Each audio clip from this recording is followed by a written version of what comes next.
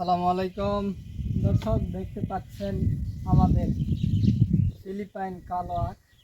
তো মনে হচ্ছে যে আমি এখন বাংলাদেশে নেই, ফিলিপাইনে দাঁড়িয়ে আছি। অর্থাৎ ফিলিপাইন আখটা আমাদের বাংলাদেশে এত পরিমাণে সারা হয়েছে যে এখন একটা আখ আমাদের পাইকারিদের 50 টাকা করে আজকে বিক্রি করছে। এত এর জনপ্রিয়তা, এবং খেতে এতটা মিষ্টি আর নরম আর সফট, দেখা যাচ্ছে যে হাত দিয়ে আখ ছিলা যায়। তো আপনারা যারা আখ চাষ করতে চাচ্ছেন, আপনাদেরকে একটা পরামর্শ দিই। ভাই, আপনি যখন কোনো জিনিস চাষ করবেন, ফসল ফলাবেন, বীজ এটা নির্বাচন কিন্তু অনেক একটা টাফ ব্যাপার।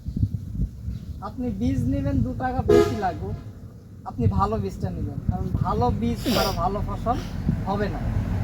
এজন্য দেখা যাচ্ছে যেখানে দাম কম, অল্প দাম, সেখান থেকে আপনারা বীজটা নেওয়া যায়। অথচ যেগুলো মানুষ অল্প দামে বীজ বিক্রি করতেছে, তারা খারাপ বীজটা দিচ্ছে। আর আমার চাহিদা আপনি মিটাতে পারলে আপনার চাহিদা আমি মিটিয়ে দিতে পারবো। অর্থাৎ ভালো জিনিস নিতে গেলে 2 টাকা বেশি লাগবে, এটাই স্বাভাবিক। অন্তত আপনাদেরকে এটা বলতে পারি যে ভালো জিনিস যদি নিতে চান, 2 টাকা বেশি দিয়ে আমার থেকে হোক অন্য কারো থেকে হোক কিনবেন, কিন্তু আপনি বীজ নেওয়ার সময় একটু ভালো বীজটাই নেবেন। তো দেখতে পাচ্ছেন যে একটা বীজ থেকে কতগুলো আখ তৈরি হচ্ছে।